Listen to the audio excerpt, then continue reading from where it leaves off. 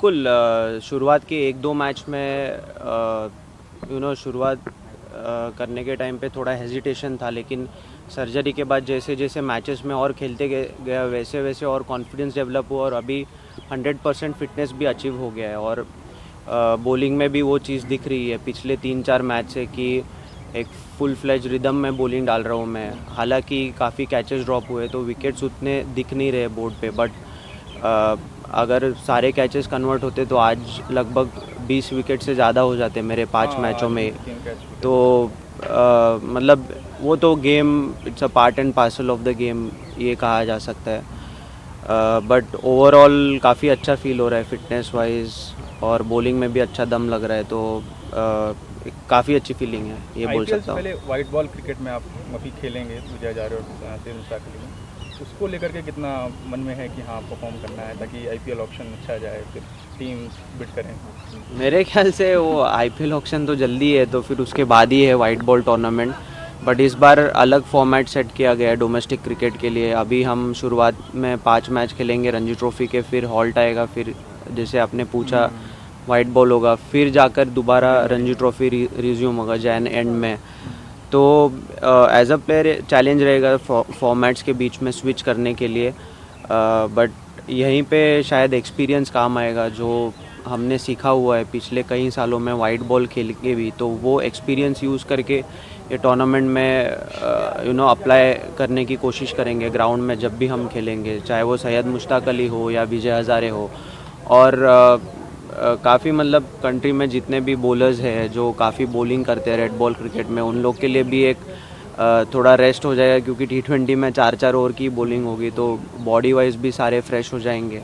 BCCI ने domestic को लेकर के काफ़ी बोला है कि डोमेस्टिक खेलना पड़ेगा, उससे जो आउट ऑफ फॉर्म प्लेयर हैं उनकी वापसी के जरिए डोमेस्टिक भी होगा। इस कदम को आप किस तरह से देखते हैं बीसीसीआई के? फॉर्म तो टाइम की बात है। अब कहावत तो ऐसी है कि form is temporary, class is permanent. तो समय किसी प्लेयर का ख़राब आता है, अच्छा आता है। अगर आप डोमेस्टिक भी खेल रहे हो, इंटरनेशनल भी खेल रहे हो, अगर आपका समय अगर ख़राब है तो वो ख़राब ही है। आप चाहे कुछ भी कर लो, अगर किसी के रन नहीं बन रहे नहीं बनेंगे, किसी को विकेट नहीं मिल रहे तो नहीं मिलेंगे, वो वैसे ही चलते आता है। बट इम्पॉर्टेंट है कि हम गेम को कैसे रीड करते हैं, सिचुएशन कितना जल्दी समझ पाते हैं, और उस सिचुएशन के हिसाब से हम कैसे बैटिंग बॉलिंग करते हैं, हम खुद को कैसे एक्सप्रेस करते हैं ग्राउंड पे। तो वो सारी चीज़ें मायने रखती हैं मेरे ख्याल से। शार्दुल, पिछली बार जैसे बीजीटी में आप हीरो रहे थे, इस बार का जैसे बॉलिंग लाइनअप है, आप उस बारे में क्या कहोगे? पिछली बार जितना बैलेंस है, इस बार का बॉलिंग लाइनअप इंडिया का? बॉर्डर गावस्कर ट्रॉफी हमेशा इंटेंस होती है, और स्पेशली ऑस्ट्रेलिया में हम जाकर खेलेंगे। हमारे लिए वो अवे कंडीशंस है, तो सबके लिए चैलेंज होगा, सिर्फ बॉलिंग डिपार्टमेंट के लिए नहीं बट बैटिंग डिपार्टमेंट के लिए भी। और मेरे ख्याल से इंडिया की बेंच स्ट्रेंथ आज के तारीख में बहुत अच्छी है। तो जो प्लेयर्स इंडिया ए से भी इंडियन टीम में गए हुए हैं फिलहाल, वो मतलब कुछ ना कुछ तो कर दिखाएंगे, यही उम्मीद है। And Shardul, whenever we talk about Australia, I think the thing that they start doing is mind games. They've already started saying that Indian players won't be able to stand at the pace that we have to offer. How do you look at this, the mind games that they start playing long before the tournament even starts? I feel the best thing to do is not reply them. I mean, let them talk. Why should we reply and make it big? Don't give them any, anything to catch on, and then let's see how much they talk. I would do that if that happened to me. अगर शार्दुल, जो bowler squad गया है Australia, वो काफ़ी नए हैं, तो उनको क्या एडवाइस देना चाहेंगे? क्योंकि आप तो बहुत सीनियर हैं और आपने खेला है। एडवाइस मैं क्या दूँ, वहाँ पे बुमराह है कोचेस है, तो वो ज़्यादा बता पाएंगे वहाँ पे। और हमारे साथ अभी इंडियन टीम के बॉलिंग कोच मोने मॉकल भी है, तो वो भी अपना एक्सपीरियंस शेयर करेंगे। वो साउथ अफ्रीका कंडीशंस में और ऑस्ट्रेलिया कंडीशंस में, मतलब ब्लैक सॉइल जहाँ पे पेस और बाउंस होता है, वहाँ पे वो काफ़ी खेले हुए हैं। तो उनकी जो भी सजेशंस रहेगी, एडवाइसेस रहेंगी प्लेयर्स अपने बॉलर्स को, वो काम में आएगी। बाकी तो हर मैच में हर पिच कंडीशन अलग होती है, तो वो तो दिन की बात है, ये मैं कहूँगा। यहाँ पे आज आपको या मुझे बैठ कर के अगर हम कुछ बोलेंगे तो शायद वो सही नहीं होगा, क्योंकि वहाँ आज अगर हम कुछ बोलेंगे और वहाँ पे कुछ पिच अलग होगा तो हमारी बात तो रिवर्स आएगी।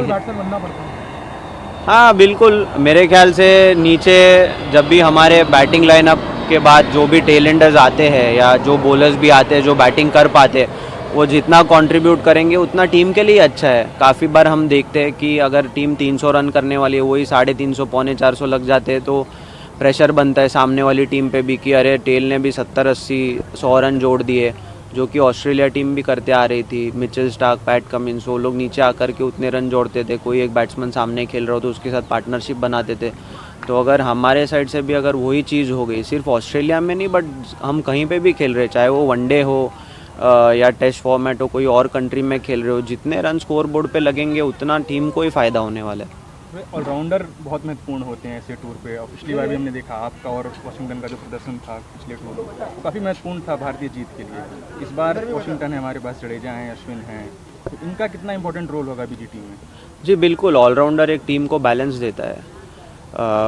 काफ़ी बार ऐसे होता है कि सीमिंग कंडीशंस में अगर हम लोग खेल रहे, विकेट जल्दी चले जाते हैं, तो वो एक जब भी ऑलराउंडर्स टीम में खेल रहे तो एक वो सेंस ऑफ सिक्योरिटी भी रहता है कि अरे अब भी हमारे 7, 8, 9 नंबर पे भी प्लेयर पड़े हुए जो बैटिंग कर सकते हैं। तो अगर कभी मतलब भगवान ना करे बट अगर जल्दी विकेट चले गए तो जो लोग अंदर खेल रहे हैं वो भी यही सोचते हैं कि नहीं, हमारे पीछे जो आने वाले प्लेयर है वो भी बैटिंग कर सकते हैं, तो हम भी और जोर लगा के खेलेंगे। तो साइकोलॉजिकल इफेक्ट भी होता है कि ऑलराउंडर्स टीम में होने का, वो बैलेंस क्रिएट हो जाता है। और जैसे मैंने कहा कि मतलब मैं हमेशा एक चीज़ पे स्ट्रेस करता हूँ कि कोई भी आप कंट्रीब्यूशन करो, चाहे वो बैटिंग में हो, फील्डिंग में हो या बॉलिंग में हो, वो टीम को जिताने में काम आती है। और जब भी मैं एज अ प्लेयर खेलता हूँ तो मैं वही सोच रख करके खेलता हूँ। चैंपियंस ट्रॉफी को लेकर काफ़ी वो चल रहा है, आपको लगता है कि इंडिया को जाना चाहिए, हम लोगों को पाकिस्तान जाना चाहिए हमें खेलने चैंपियंस ट्रॉफी के लिए? वो तो अभी बोर्ड का और गवर्नमेंट का कॉल है, हम कैसे कमेंट कर सकते हैं उसके ऊपर। अच्छा सादुल, विराट रोहित का फॉर्म एक कंसर्न रहा है भारतीय टीम के लिए। हालिया न्यूजीलैंड सीरीज़ में भी उस तरह का प्रदर्शन रहा नहीं, और अब हालांकि विराट ऑस्ट्रेलियन कंडीशन में बहुत अच्छा बैटिंग करते हैं, बट काफ़ी क्रिटिसिज्म भी इस वक्त पे झेलना पड़ रहा है दोनों ही बल्लेबाज। किस तरह से आप इसको देखते हैं, फॉर्म रिवाइवल को खास करके? मतलब खेलने के साथ क्रिटिसिज्म तो हमेशा आएगा, और हम अगर विराट बैटिंग करें तो हम उससे 100 रन ही एक्सपेक्ट करते हैं। तो मतलब अगर कभी वो 70 भी बना लिए तो वो ऐसे लगता है कि अरे विराट फेल हो गए, लेकिन यार उसने 70 रन बनाए, इतनी सारी सेंचुरीज बनाई हुए है। वर्ल्ड में सचिन तेंदुलकर के बाद वही है जिन्होंने इतने शतक जोड़े हुए हैं। तो हमें मतलब सबको अंदर ही अंदर पता है कि विराट ऑस्ट्रेलिया में कैसे बैटिंग करते हैं, और वो खेलने के लिए उनके पास मतलब चाहे वो टेक्निक हो, आइडियाज़ हो, सब कुछ है ऑस्ट्रेलियन टूर पे सक्सीड होने के लिए। और वो पहले भी वो कर चुके हैं, जितनी बार भी वो ऑस्ट्रेलिया गए उन्होंने कुछ ना कुछ किया ही है, तो इस बार भी वो 100% करेंगे, मेरा तो पूरा विश्वास है। Sir, just one question, not what he asked, but on the lines of Champions Trophy only. Pakistan is continuously saying that we can survive without India, we can survive without Indian cricket, the tournament can happen without Indian cricket, just give it to us. And on the other hand, we see Australian newspapers doing stories in Hindi and Punjabi because they know the target audience is India when it comes to filling the stadiums in any part of the world, not just India. How do you respond to these statements that Pakistan cricket board keeps making to keep their cricket alive? Like I said, it's none of my concern, and honestly, I'm not qualified to make statements on that matter. I wish someday I can be in the deciding position, but it's not anytime soon. Right now, I'm just a player, so I also get the news, and sometimes we are also confused what's going to happen ahead. So yeah, but shifting the focus back to cricket after the BGT, there's Champions Trophy which is coming up, like you said. So all in all, there's a packed upcoming schedule for the Indian team. आखिरी सवाल सादुल भाई, काफ़ी समय से team से बाहर भी हैं, कुछ कम्युनिकेशन हुई बीसीसीआई की तरफ से टीम में वापसी को लेकर के, रेड बॉल या वाइट बॉल में? नहीं, मेरी कुछ कम्युनिकेशन तो नहीं हुई है, बट अभी मैं सर्जरी से वापस आया हूँ, तो मेरे ख्याल से जाहिर सी बात है कि उस वजह से मैं अभी फ़िलहाल टीम में नहीं हूँ। बट अभी फिटनेस तो पूरी अचीव हुई है, और ऑस्ट्रेलिया टूर भी लंबा टूर है, तो कभी भी मौका बन सकता है। उसके बाद आने वाले समय में इंग्लैंड की टीम भी इंडिया में आने वाली है वाइट बॉल खेलने, फिर चैम्पियंस ट्रॉफी है, तो काफ़ी क्रिकेट है, तो कहीं ना कहीं पे तो चांस तो ज़रूर मिलेगा।